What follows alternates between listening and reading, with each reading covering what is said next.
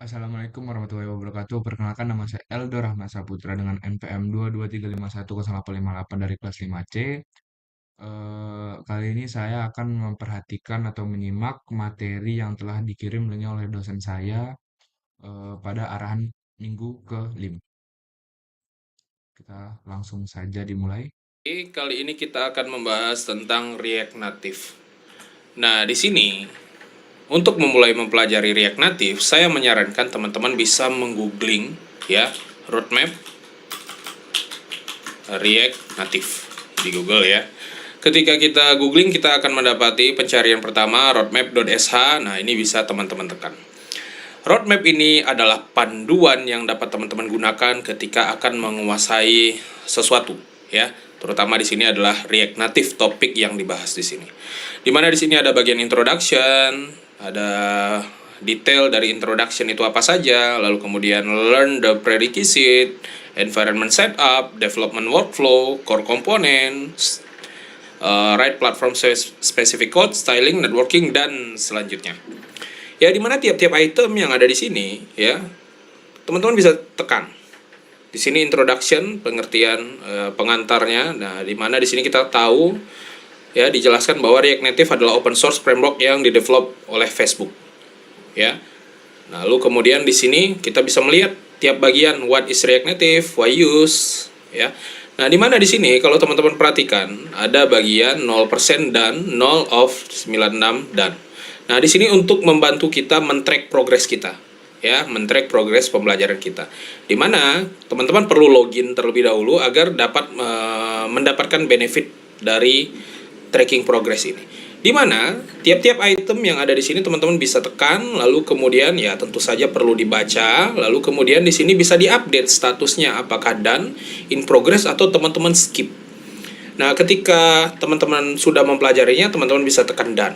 Ya, wala di sini tentu saja teman-teman perlu login. Oke, what is React Native?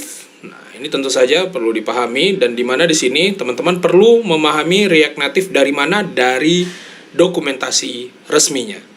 Ya, di dokumentasi resminya ini, ya, React Native halaman depannya kurang lebih seperti ini. Untuk saat ini kita dapat membuat project React Native Learn Once, Write Anywhere. Ya, tidak hanya untuk mobile saja, bisa juga untuk web, desktop maksud saya. Desktop di sini bisa desktop Mac OS dan juga Windows, Android, iOS, ya. Nah, di sini ada Chrome. Ya, tentu saja untuk browser di sini. Chrome, Mozilla, Firefox, beberapa browser yang populer. Ya. Create native apps for Android, iOS, and more using React. Jadi, React Native ini dia menggunakan React. Oke. Nah, ini tentu saja teman-teman bisa masuk ke Get Started. Nah, bisa membaca yang ada di sini. Lalu kemudian, nah, setelah introduction lanjut ke learn the prerequisite. Memang di sini teman-teman perlu memahami, ya, untuk mempelajari React Native ini perlu memahami JavaScript dan juga React. Makanya arahan saya ya memahami atau merefresh pemahaman kita terkait React, JavaScript dan React ini. Dimana di sini juga ada JavaScript roadmap. Nah, bagi teman-teman yang tertarik mendalami bahasa pemrograman, contohnya di sini adalah JavaScript, teman-teman dapat mengeksplor yang ada di sini. Sekali lagi, ya, saya harap teman-teman ketika lulus minimal ada satu bahasa pemrograman yang teman-teman kuasai. Ya, nah, teman-teman bisa belajar dan dipandu lewat web ini. Misalkan di sini introduction to JavaScript, terkait variabel, data type, typecasting, data structure, equality comparison, loops, dan lain-lain. Ya.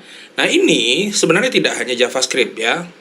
Teman-teman bisa klik bagian ini, ya, atau bagian home ini, teman-teman bisa melihat roadmap berdasarkan role base. Nah, ini role base pekerjaan, ya. Ada front end, back end, DevOps, full stack, dan lain-lain, dan juga berdasarkan skill base. Skill base di sini ada React, ya. Ya, kemudian ada Vue, ada JavaScript juga. Nah, kalau teman-teman ingin mempelajari Python juga bisa, silahkan. SQL ada di sini. Misalkan Python. Nah, di sini adalah roadmap yang sangat baik sekali. Sekali lagi, saya menyarankan menggunakan fitur tracking ini, track progress ini. Oke. Nah, kita kembali ke React Native tadi. Nah, kalau misalkan dirasa terlalu banyak, teman-teman agak bingung mencari React Native di mana, tinggal di googling seperti tadi, atau di sini bisa ditulis React Native, ya, bisa ditulis React Native. Tadi udah ketemu ya di sini. Oke, kembali ke React Native. Nah, di sini yang perlu saya tekankan adalah bagian environment setup. Bahwa ketika kita akan mulai coding, kita perlu mempersiapkan ya environment kita, men-setup environment kita. Di mana di sini ada Expo, kita dapat membuat dengan Expo dan juga dengan React Native CLI. Ya, ada dua garis putus-putus di sini, Expo dan React Native CLI. Di mana di sini dengan kita akan banyak menggunakan Expo, terutama Expo Snack. Ya, Expo ini sendiri adalah framework ya, and a platform that allows you to develop, build and deploy React Native application easily and quickly. Nih, ini kata kuncinya. Easily and quickly. Oke. Di mana di sini ada dengan create Expo app, di sini command line yang dapat kita gunakan untuk mengenerate React Native project ya. Ini dijalankan di Node.js misalkan ya. Lalu kemudian di sini ada namanya Expo Snack. Expo Snack ini adalah online playground and development environment for creating and testing React Native project. Ya, jadi dengan Snack ini kita bisa dengan mudah membuat project atau belajar ya React Native di sini. Di mana kita bisa lihat Expo Snack website di bagian ini. Ketika kita tekan, kita akan muncul tampilan seperti ini. Saya menyarankan teman-teman perlu login terlebih dahulu. Ya, pastikan login terlebih dahulu. Kalau belum ada akun, silahkan buat akunnya terlebih dahulu. Kemudian di sini teman-teman akan disajikan ada bagian di kiri, tengah, kanan. Nah, di sini seperti text editor ya. Di bagian kiri adalah struktur project kita ya. Di bagian tengah ini adalah codingan dan bagian kanan ini adalah preview. Preview apa yang telah kita buat. Di mana di sini kita bisa lihat struktur project kita sangat sederhana, template di sini ya, ada app.js, ini adalah komponen utama. Di sini adalah codingan dari komponen utama. Lalu kemudian di bagian kanan kita dapat nanti membukanya dari web, seolah-olah lewat web ya, hasil di web seperti apa, iOS, Android, dan juga My Device. Nah, My Device ini kita dapat menggunakan device kita sebagai previewnya. Jadi teman-teman perlu login, perlu download Expo Go terlebih dahulu. Oke, mungkin bagian di sini struktur project tidak mungkin kita hanya menggunakan satu komponen saja. Maka kita perlu membuat beberapa komponen karena aplikasi kita tentu saja akan kompleks ya. Nah, komponen itu bisa kita kumpulkan dalam satu folder, misalkan di dalam folder komponen ini. Ya, atau mungkin nanti semakin kompleks lagi, struktur folder biasanya menyesuaikan, jadi fleksibel, tidak kaku.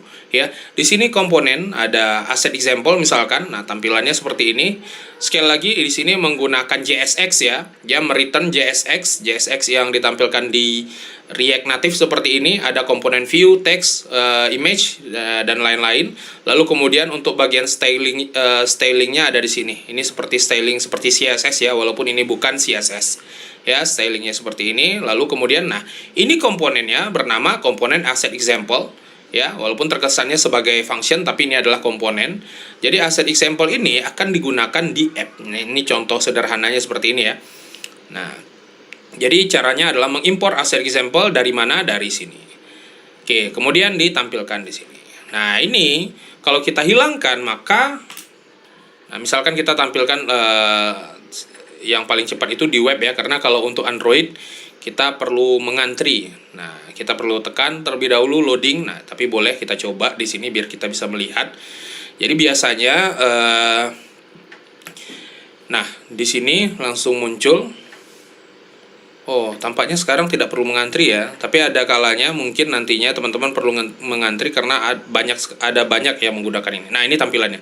Kalau saya kembalikan, aduh ini Grammarly saya agak mengganggu. Oke, asset example saya kembalikan. Nah, muncul. Dan ini juga bisa teman-teman coba misalkan mengedit item di sini misalkan dengan tulisan sederhana ya, hello world. Nah, ini juga bisa. Oke, nah, dia langsung berubah karena di sini ada fitur hot reload yang langsung merefresh ya. Oke, jadi untuk selanjutnya teman-teman akan mengeksplor React Native ini, saya menyarankan teman-teman mengikuti yang ada di sini. Dan terutama nanti teman-teman perlu mengeksplor ya, mempelajari pertama yang bagian basic ini.